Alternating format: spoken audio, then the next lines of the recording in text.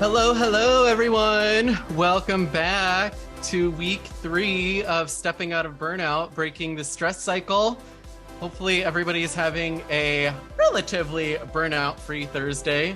There's a shit ton that's gone on this week in the world, so I don't blame you if you're feeling a little bit stressed out this evening. Hopefully, we'll begin to take care of some of that. Hi, Teresita. Hi, Bianca. Thanks so much, everybody, for joining once again. So we have a lot to cover this evening because we are digging into the nitty gritty tonight. This is the mindset piece. This is the shit that I get obsessed with. So super excited not only for this week, but also for our big finale. Believe it or not, next week is our last workshop of this series. So be sure that you tune in next Thursday for the big finale. You won't want to miss it. So a quick review. The past 2 weeks, for those of you that were here, 2 weeks ago, we talked about just a basic understanding and a framework of how we got here. And then last week, we dug into this whole idea of how do you regulate your nervous system? How do you get out of fight or flight mode and into creation mode? And hold on just a second, y'all. I just realized that I need to go to this week's slides. So anyways, this week is all about the mindset piece. So let me know in the chat here, what has everybody done this week to take care of yourself? What have you done to treat yourself this week? What habits have maybe you picked up from last week with that greater awareness of what they're doing for your nervous system? Blow up the chat while I get us to the right slide here. Daniela, you meditated. Love that. And Teresita, oh, you did mow your lawn. I remember you saying that last time. So proud of you. Jessica, yes, girl, put in that PTO with no shame. Hopefully those voices weren't going off in the back of your head saying that you should feel guilty about putting in that PTO. Those are those subconscious beliefs that we're going to talk about today. Rebecca, I did a workout in yoga. Catherine did a little exercise in meal prepping. Brianne also prepped meals. Yeah, this is my new thing too, y'all. I don't know if y'all are on this meal prep train, but oh my gosh, it like reduces so much anxiety during the week to just like have everything ready to go. And I do it myself. I don't do any of those like box subscribe things. I really like going to the grocery store and like doing it all myself. So love that. And then the other thing too that I want to remind y'all of is, remember, for those of you that were in week 1, I talked to you about this whole idea of a stress journal, which I know is kind of stressful in and of itself. But today, that stress journal is going to come back up a little bit, right? Because we're going to start digging into understanding where are these default mindsets? Where are these default narratives coming from? And how do we begin to take back control over them? Amber did a bunch of exercise last week and got out of your comfort zone. I love that. Yeah, sometimes it just takes that little tiny step outside your comfort zone. And then once you take that little tiny action, everything else seems just at least a little bit easier. So all that to say is keep that in the back of your mind today of if you took part in that stress journaling activity of what maybe were some of those discoveries that you've had on your own. If you've been able to maybe identify, whether through stress journaling or something else, if you've been able to maybe identify one of those beliefs that's running in the back of your mind subconsciously and unconsciously, if you're comfortable, go ahead and share it in the chat. You know, maybe it's those beliefs that tell you that your level of productivity equals your worth.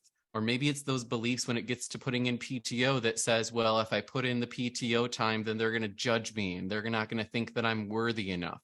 If you've been able to begin to identify one of those limiting beliefs, and even if it takes some time yet today, go ahead and put it in the chat so we can begin to kind of resonate with each other, because this is, again, meant to be a community of millennials, and even if you're not a millennial. And that's the last thing I'm going to say here before we jump in, is a lot of people ask me, well, why do you only focus on millennials? And a lot of it comes down to what we're going to talk about today, because every generation has a set of beliefs and even experiences that are common to each other.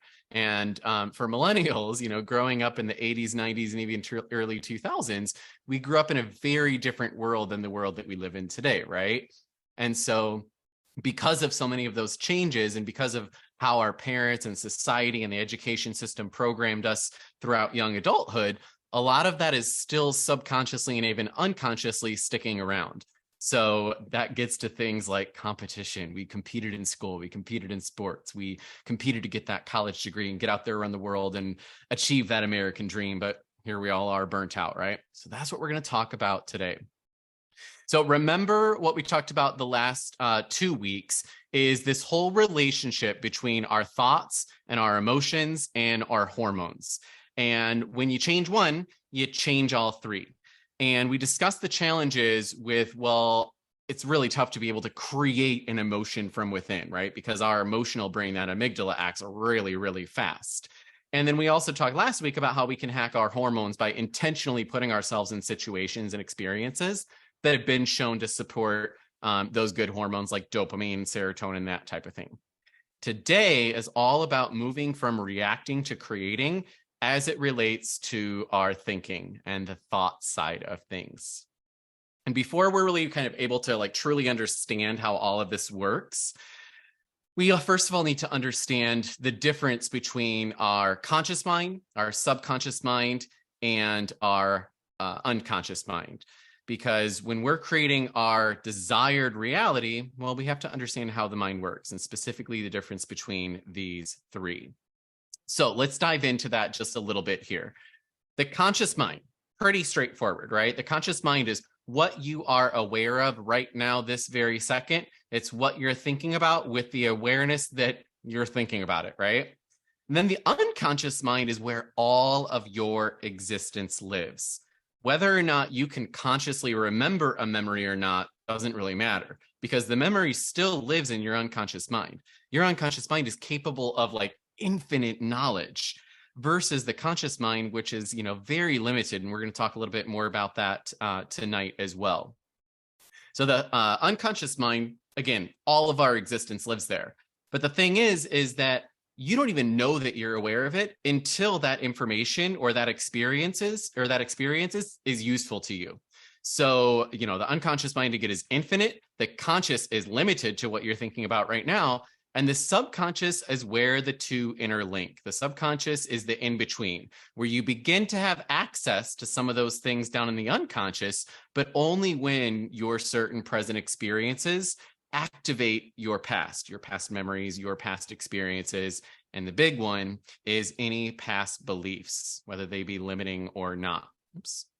So this is why, when you try to make a change in your life or when you decide to pursue a new goal, all of those limiting beliefs come up all of a sudden because you access them temporarily in your subconscious.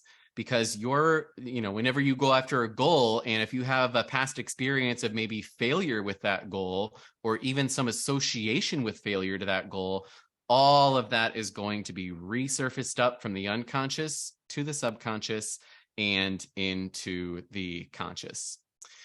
And again, we talked about this a little bit the first time, but remember that your conscious mind only makes up about 10% of the thinking that your mind does at any given point in time. So even if we're consciously thinking something positive, well, the unconscious could still be very concerned about something from our past based on previous instructions, creating that other 90% of our perceptions.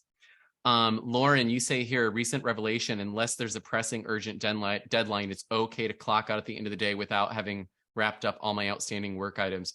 Oh my gosh, Lauren, we could sit down and talk about that for hours because that one took me years to get to that point. I worked remotely too. It wasn't like somebody was looking over my shoulder, but it was the belief and the narrative that was going on in my mind that if I wasn't taking up those full 8 hours with work, well, then is my employer going to think less of me or is somebody else going to think less of me? So, that's a big one to get over. So props to you. So here's the thing, y'all, is that your mind right now is creating its sense of truth based on everything happening below the surface, everything happening in the unconscious and the subconscious. And so you might say, well, what does this really mean when you say your mind creates its present sense of truth based on your past perception of truth? And the best way to illustrate this is through a little quick experiment here.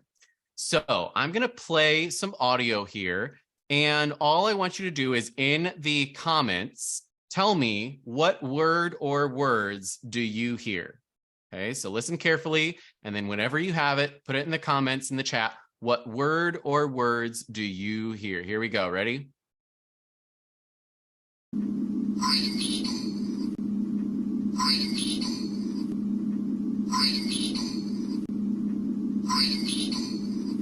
What do you hear?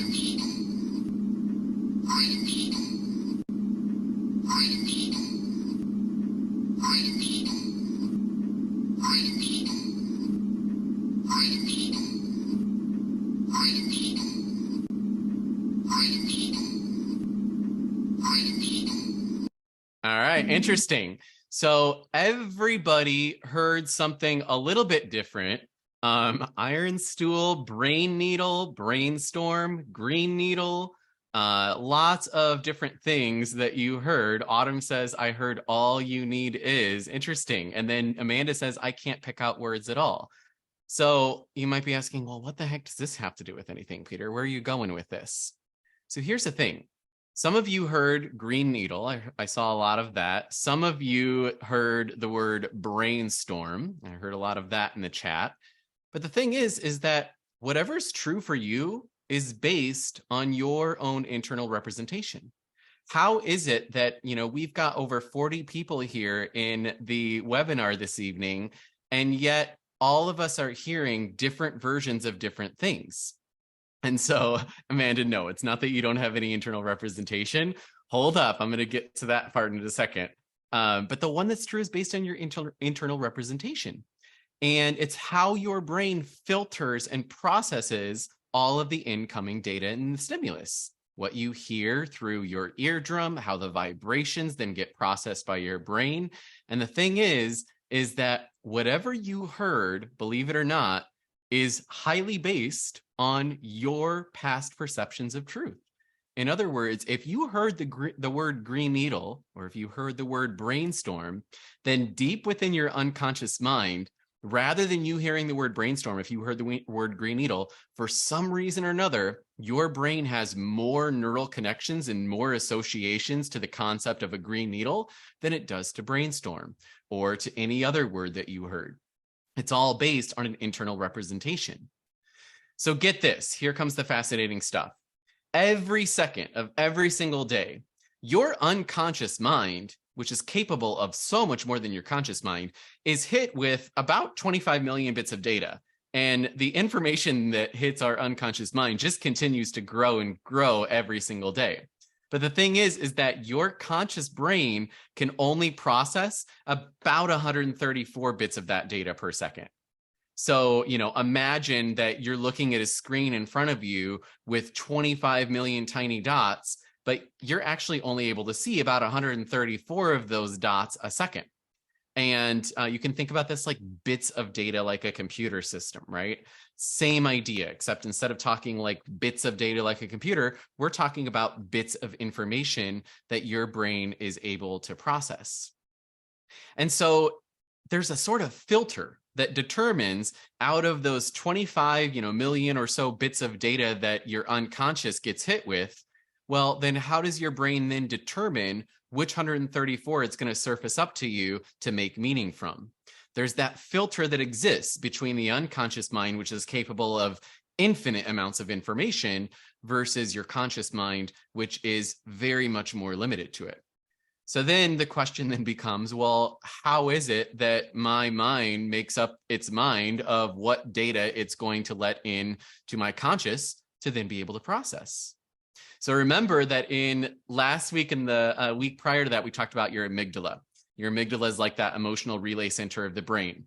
And if an experience in your present, situation is associated with your past negative experiences of fear, anxiety, stress, and threat, then the fight or flight program kicks into high gear because it has recognized whatever that stimulus is as something that's related to your past experiences of those negative emotions. But there's actually something that happens before all of that. Before data reaches your amygdala to decide if it's something that's a stress response, it first passes through a neural network in your brain that's called your reticular activating system. You can let me know in the chat if you've ever heard about this before, your RAS, or your reticular activating system. It's basically just like a network of neurons in the brainstem that acts as a filter for incoming sensory information, right? And the RAS filters out irrelevant or unimportant information and only allows in the most important information to reach the brain for further processing. And this is all done because your brain likes to run on an efficient program. It likes to save energy as much as possible. Brianne, I see your comment there. I did the stress log. It seems like most of my worries were centered around anticipating unpleasant experiences. Yep. And that would, I mean, it's very common amongst, all humans. It goes back to kind of that negativity bias that we talked about in week 1 and week 2, is that our brain naturally wants to predict the worst case scenario to help our chances of survival. And so what we're going to talk about today is how do you begin to reverse that default cycle? How do you take back control of it so that you can begin to focus more on the good as opposed to your brain's default pattern, which is to just focus on those bad things to keep you safe. So again, you might ask, well, how does it determine what's important? How does it determine what's going to get filtered in or not? Well, your RAS, your filter system, is highly, highly influenced by your unconscious mind. And this is really the thing that's responsible for filtering and prioritizing the incoming information. It's all based on your past experiences, beliefs, values, expectations. So that means, again, that the unconscious mind plays a huge role in determining what information is deemed most important enough to be processed by the brain. So when information hits your RAS, this kind of unconscious program says, does this fit with our current perception? If not, then something's got to go, right? Because your brain can only process 134 bits of data per second. So it decides what goes and what stays based on your belief systems, your mindset, what you have deemed to be most important up until this time.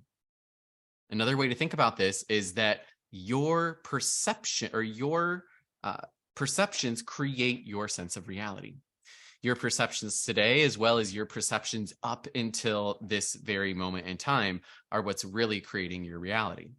So not to make you to go down a rabbit hole tonight and give you anxiety, but you're not actually experiencing reality. You're experiencing a highly, highly filtered version of reality, and your reality is just simply an internal representation that your brain creates for you based on how it's been programmed up until this point in time. So if you're wondering well, what does this really mean? What's a good example of this in everyday life? Well, think about it like this. And this is not to get political at all, but for people that watch, let's say, CNN versus Fox News, your perception of truth, depending on which one you watch, is going to be very different. But what are you actually being fed, right? Are you being fed the truth? Or are you being fed somebody else's perception of truth? And depending on how we grew up even, right? If you grew up with a family that watched Fox News, for example, well, then by default, your source of truth and what you observed in those young years from 0 to 7 years old, when your brain is doing all the programming for the rest of your life, well, then your brain is going to be highly biased towards whatever version of quote unquote truth you were told by somebody or something else. So again, the filter works based on your perceptions up till now. Those 134 bits that make it to your conscious brain for meaning creation and what creates your perception of reality is based on the data that your unconscious mind has been trained to deem most important based on your thoughts, beliefs, values, behaviors up until this point in time. Filters through your RAS. And the thing is, your unconscious mind does not give a shit about what's important to you right now. It only knows what's been important for you up until now. And Zeta, yeah, you're exactly right here. There are 3 types of truth: yours, the person's, and the actual. But so many of us, we didn't know any better when we were young kids, right? So many of us grew up from 0 to 7 years old where the majority of the programming is happening within our brains, influenced by somebody else's truth. And here we are wondering, gosh, man, why am I so stressed out, right? So if we have focused on stress up until now, or even avoiding stress up until now, well, guess what? Your RAS determines this is a priority. And your unconscious mind then uses that as a filter to take what really is reality and then distort it generalize it, delete information before actually passing it along to your conscious mind to process. And it's doing all of this to save you energy. But the way that it saves you energy is by looking at your past habits, values, beliefs, and patterns, right? So we talked last week, if you remember, about that study that was done where they presented images to people and they measured their reactions through things like EKG, heart rate monitors, brain monitors, to be able to see what their reactions were. And what was fascinating about that experience, right, is that people's reactions happened before the image, quote unquote, appeared on the screen.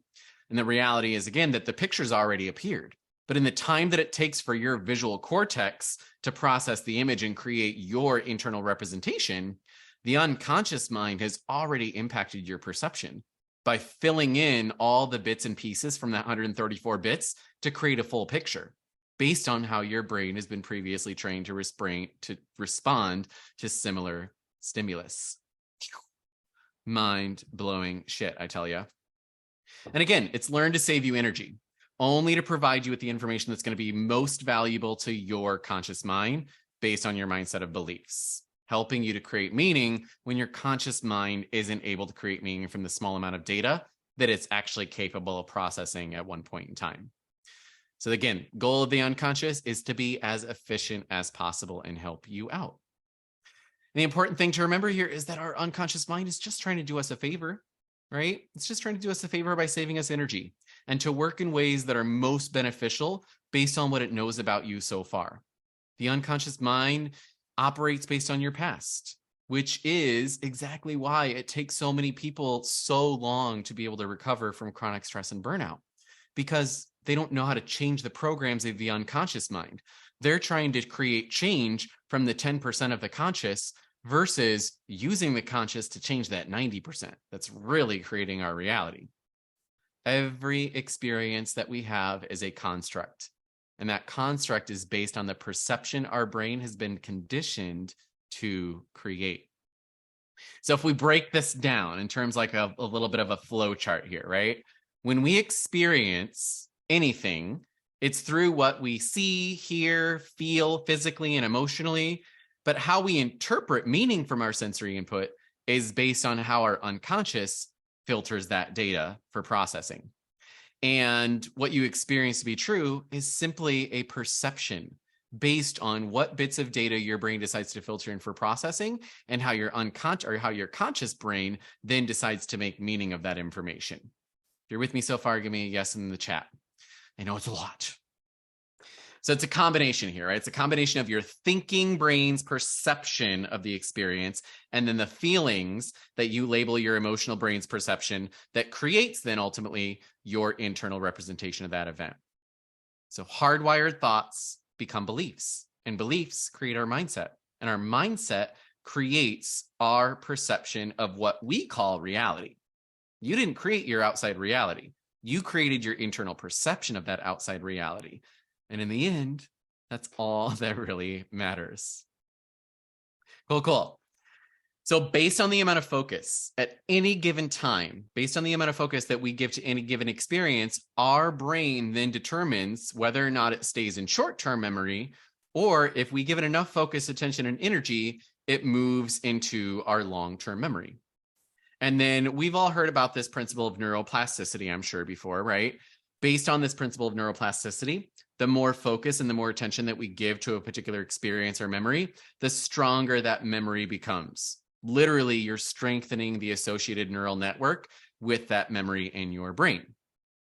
And then over time, as the neural networks that make up our thought patterns become stronger and stronger over time, they eventually get consolidated. Because again, your unconscious and your brain in general likes to save energy and, be as efficient as possible. So with all of these similar experiences, instead of your brain having to remember every single individual one, what it does is it begins to condense all of these memories. And those memories then get condensed into generalized beliefs about what do we believe to be true about ourselves, the world around us, right? It's like a program that is running in the back of your brain unconsciously, again, based on our past. Let this sink in for a second. your beliefs that make up your mindset are self-fulfilling prophecies, right? By holding a belief, what are we doing? By holding a belief, we're instructing the unconscious mind to find evidence to support that belief further. And all that does is further programs the filter of what information makes it to your conscious for processing. Okay, so beliefs, whatever you believe to be true, your mind by default is going to go out there and search for those 134 bits that fit with that belief system. Lauren, great question. How does neurodivergence affect this process? I think that's actually going to make a little bit more sense as we dive into this next part. But if it doesn't, let me know after we get through this. Okay. Jessica, exactly. We are our own echo chambers. This gets kind of into the nitty gritty of like the brain science of manifestation, which is my July series, which I'll talk to you guys about next week too. My July series is going to be a little bit more focused on that. Is like, how does this whole mindset piece fit into this whole concept of what people say is manifestation? It's a lot more simple than what people make it out to be. So your beliefs then are based on your perceptions. But at the same time, your beliefs are molded by your perceptions. So everything that happens from the moment that you focus on and pay attention to anything that's happening out here in your world is determined by your beliefs. Your beliefs tell you what to pay attention to. And again, this goes back to that same research about the different images being displayed in the body reacting before we make any meaning of the image. So if we want to change the programs that are running our brains and lives, then it requires more than just changing your thoughts in the moment. It requires changing the way that your subconscious and unconscious are conditioned. And this is what we talk about when we say rewiring your brain or rewiring your mindset of beliefs. It takes conscious effort over time. Because why? Remember what we talked about before. Our brains have a built-in negativity bias. Somebody was mentioning this a moment ago. This is where it comes into play. Our brains naturally, from the development of us as humans, we're much more prone to focus on the bad things so that they don't happen more than the good things that could happen. So it takes conscious effort to train your brain to focus more on the good so that you're not being controlled by that default negativity bias and some of those limiting beliefs that are stored in our unconscious mind. So this gets into this whole idea of why is it that so many of us are unconsciously addicted to stress? Why is it that these programs are running in the back of our minds that tell us that we need to keep doing more, to keep hustling? So for so many of us, what it means is without a conscious intention, without being able to interrupt that default feedback loop that's going on, our unconscious is running the show. The 90% is running the show. And our past experiences, let's be real, especially for millennials, our past has been riddled with stress ever since 9/11 and even before that, right? It's just been one unprecedented historical event after the other. It's been one recession after another. So it's no wonder why our brains are so primed and programmed for stress. Our filters are set up to focus on stress. The mind is what the brain does, right? The mind is what the brain does. The mind uses your brain to create the mind. It's another feedback cycle loop that we talked about before, right? It's a feedback cycle loop between your subconscious and unconscious mind and your conscious thinking brain. And both of them are constantly affecting each other at any given moment in time. But what's actually creating your internal representation of reality is highly, highly focused on that subconscious. Your brain can only create meaning from that which fits into the current mindset. In other words, your brain only learns and your mind only learns from your brain based on what you attend to. So here's the tough truth, right? Is that it is very easy for us to turn on the news, for us to go on social media and to automatically go into that stress mode because there's a lot of stressful shit out there in the world that's happening to us and affecting us every day. But if our mind is being created, if our beliefs and our mindset is being created by what we're focusing on, then, well, is that really what we want to be using to program our mind? So just something to think about. It's not meant to like shame or guilt. It's just an awareness. It's just an awareness to have moving forward to say, is what I'm focusing on right now going to do my mind good? Is it programming my mind in the way that I want it to be programmed? Or is somebody else's truth, is somebody else's perception programming my mind right now? Beliefs are illusions. Beliefs are illusions of your internal perceptions that are repeated over and over and over. And we generalize that set of internal representations or memories to create a belief system that's much more efficient than those separate thoughts and memories, right? Again, it's your way of saving energy. So whatever you believe to be true is what your unconscious mind is going to seek out evidence to fit with. And these set of beliefs, all based on our past experiences, conditioning from our environment, create this program where unconscious mind uses to decide what's the pieces of information that are most important versus what gets tossed out. But the thing is, my friends, is that, and this is where we get into the mindset piece, you get to choose. You get to choose what you attend and focus on, to either continue solidifying any of those sabotaging and limiting beliefs that may be living back in the back of our minds, or to change, to create a more limitless belief, right? Instead of allowing our feedback loop to be determined by an emotional reaction to our outside circumstances, we can actually choose to allow the emotion to be felt, let it go through us. If we're stressed out, allow the emotion to pass through. But then before the subconscious then starts dictating your thoughts, find the tiny, tiny pause button, because it exists. It's very tiny and it's there for a short period of time. But when you find that pause button, then what happens is you take back control of that feedback cycle loop. You then start the feedback cycle loop with an intentional thought that's based on how you actually want to feel, as opposed to in a reaction to an emotion and the subconscious thoughts that are happening from your outside reality. So it's all about choosing to consciously choose our next thought to be able to interrupt that pattern. Choice and happiness happens with that pause button.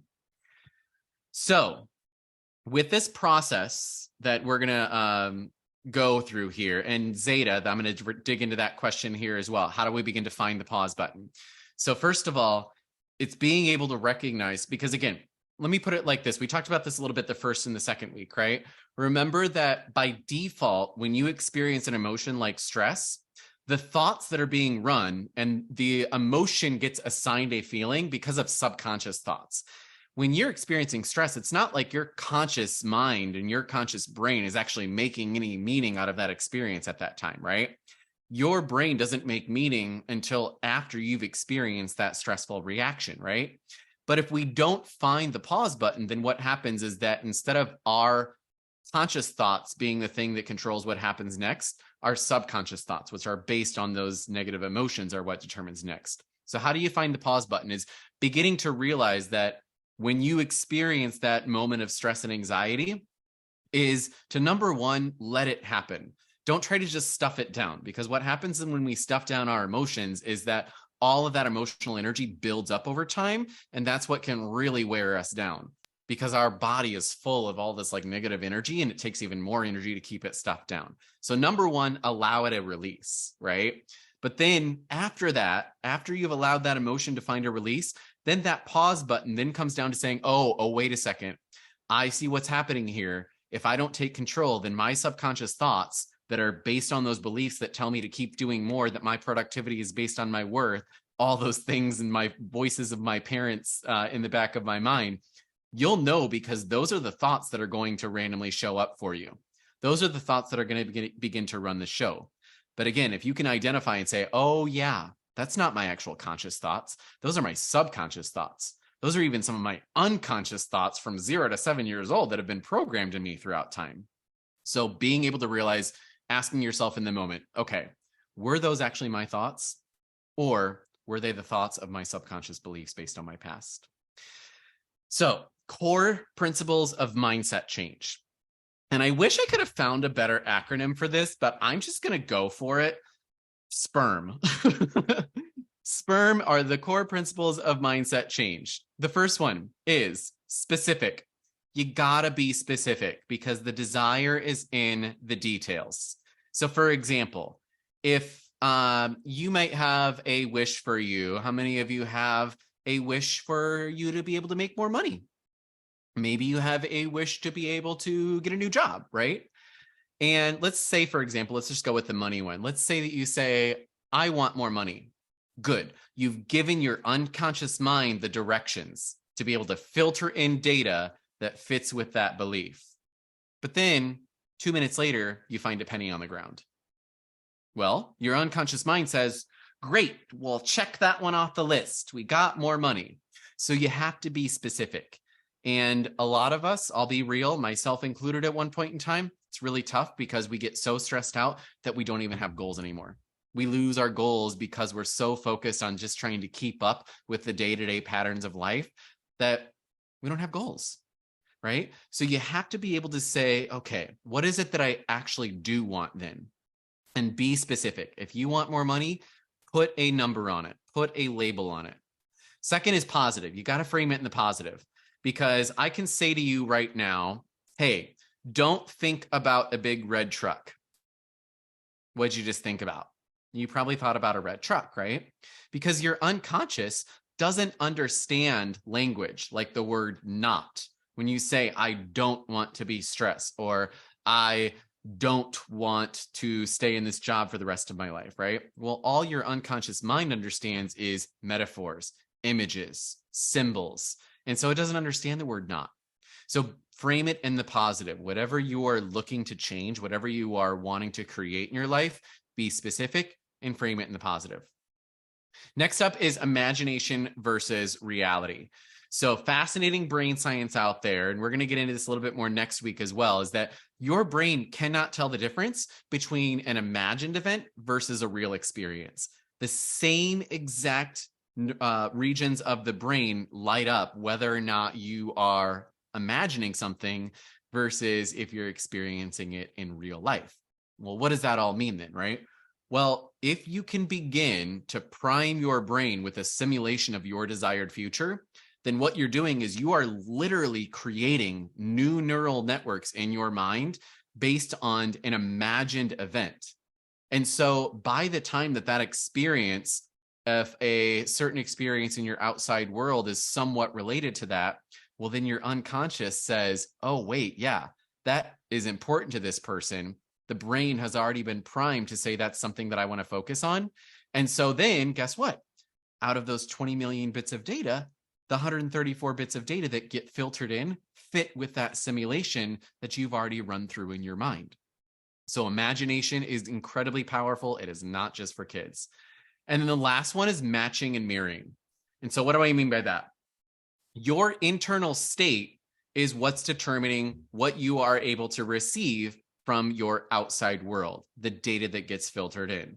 And so if you want, let's say, $1 million, but your internal state doesn't believe that, and it can't believe that to be true about yourself, and your internal state is instead thinking about how poor you are and how stressed out you are, it's not going to be a match. The information's not going to be able to filter in. And so it's really important here to be able to ensure that our emotions are in alignment with the goal. And so again, we're going to get into this a little bit more next week as well. Autumn, that's a great question. So interesting. So does our brain see dreams as an imagined event? So dreams are a really fascinating thing when you get into the realm of neuroscience and what it all means, because when you are asleep, you're not consciously thinking. And so your dreams cannot be based on something that you're consciously aware of. Your dreams, then, if the only thing that's left beyond what you're consciously aware of, then that means that your dreams are being based on the subconscious. So this is where, if you ever go to somebody that interprets dreams, what they're really doing is they're helping you to understand how is the dream that you're having, because remember, your subconscious mind thinks in terms of metaphors, pictures, and symbols. It doesn't think in terms of language like you're able to make sense of most of the time. And so when you're dreaming, whatever you're dreaming of, it might be really weird for you. You might wake up and say, what the fuck was that dream or nightmare about? But at the deep, deep level of it, begin to really analyze your dreams, not from necessarily a perspective of, what could that mean for me consciously, but rather instead of saying, well, instead of going through here's what happened in my dream, begin to analyze it from a subconscious perspective. Begin to say, what was that dream a metaphor for? What was it a symbol for that my subconscious was using that it was trying to bring to my awareness? And Maria, what about attempts at really vivid manifestations?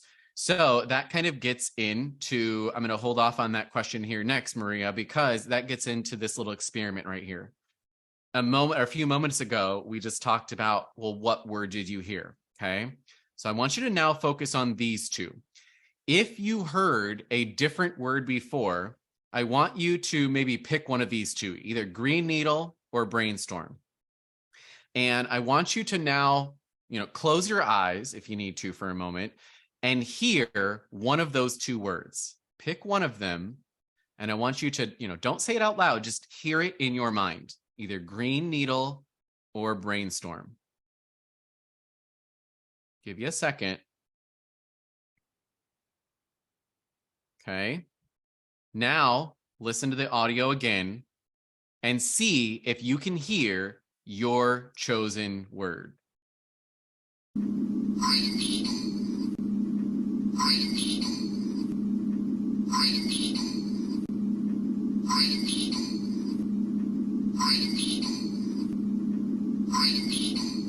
Okay. Now, whatever word you just heard, see if you can hear the opposite one. If you just told yourself to hear the word brainstorm and you heard it, now switch it. Hear it in your brain to hear green needle instead. Okay, now I'm going to play it again. See if you can hear the other version now.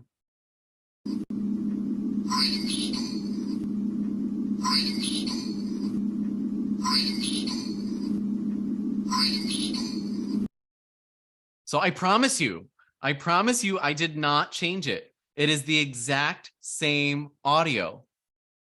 Here's the thing, y'all, and this is what we're going to dive into big time next week. So get ready and buckle up. Directions determine perceptions. You gave your unconscious mind a set of directions to say, I want to hear the word green needle, or I want to hear the word brainstorm. And what happened? Your unconscious filtered in a very specific set of data out of the 25 million bits of data that are present to your unconscious mind. It filtered in the ones that were aligned with your directions or your intentions. And then when you switched it, the sound itself, the reality itself didn't actually change. What changed? Your internal representation changed. Your perception changed. And what changed it? The one thing that changed your perception was the directions that you gave your brain.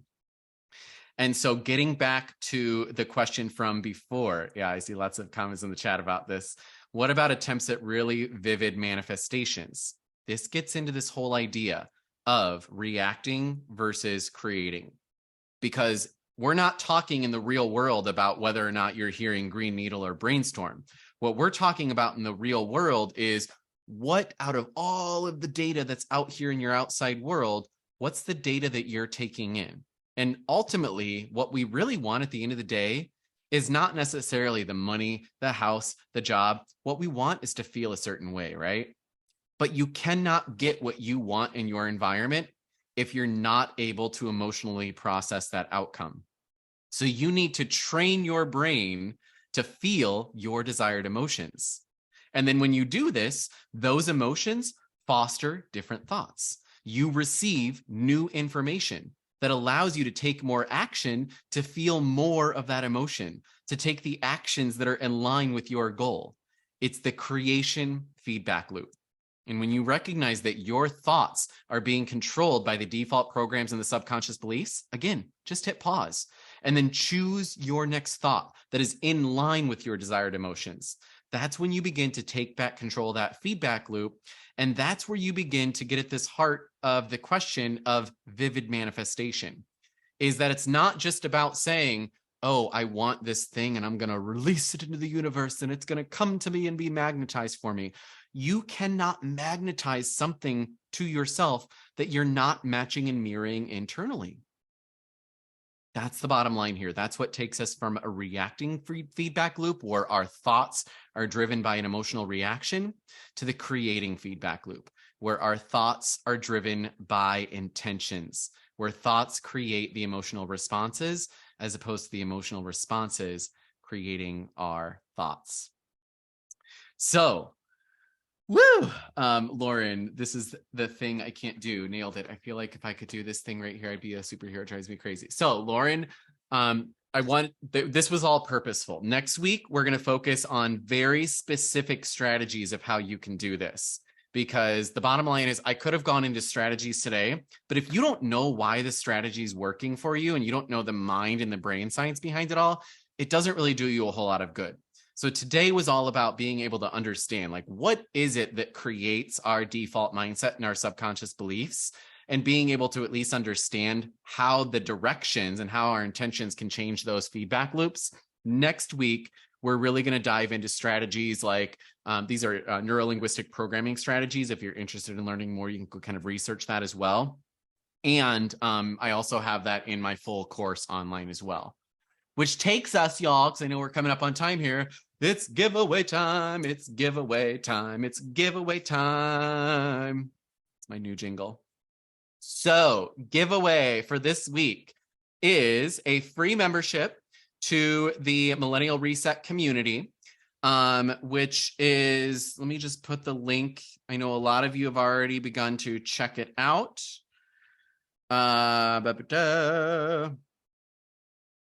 So if you are, I'm going to go through this here in just a moment, but if you like what you've heard so far, right? And you're like, gosh, I could really go for more of this in my life.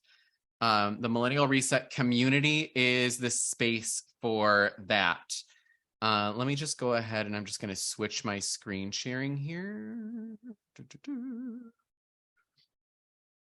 Cool. So this is the page that you'll come to for the membership options. And again, the whole idea behind this is I don't just want to be able to put on like a workshop here and there. I want this to be a community for everybody. And so if you would like to wait until after the final session next week to do this, you're more than welcome to wait. I'll send out the link as well. But if you are ready to become part of this community, you're ready to be able to have a system of ongoing support, to be able to invest in your mindset, because this gets back to the belief things. So many of us are like, I'm not going to invest in therapy. I'm not going to pay money for that. But it's those subconscious beliefs that are telling you that I shouldn't be paying money for something when it's investing in our own mental health and mindset. So this is what the membership group is all about, is being able to not only switch that belief, but also provide you with resources over time so that you have access to all of the resources, including bada bing, all of my courses around regulating and recovering your nervous system, reprogramming your mindset. All that good stuff is going to be included in there. We've got all access videos. And then for all of the future events, including the July Go Unstuck Yourself, which is the big one on manifestation, those are going to be members only events. There'll be a free kind of intro part of it as well. But if you're interested, I invite you all to sign up to become a member of the Reset community. Everybody else, though, like I mentioned, you can go to the website if you're ready to become a member of the group. And for the first 200 people, I am giving 33% off. So depending on which plan you go with, if you want to go for the full year, you'll use the code RESET year. If you want to do the month to month, totally fine with that as well. You can do reset month. That'll get you about 33% off for the membership and free access to all of that other good stuff. So next week, again, be sure to come back because it's going to be the big finale. I've got a lot in store for y'all. It's all going to be about moving from reacting to creating, specific strategies that are based in neuroscience and mindset that you can begin to implement. And these are easy things too, to be able to then rewire those programs that are creating your reality.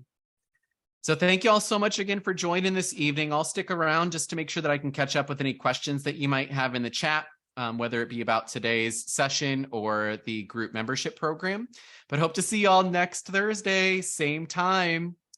Get ready. It's going to be a good one.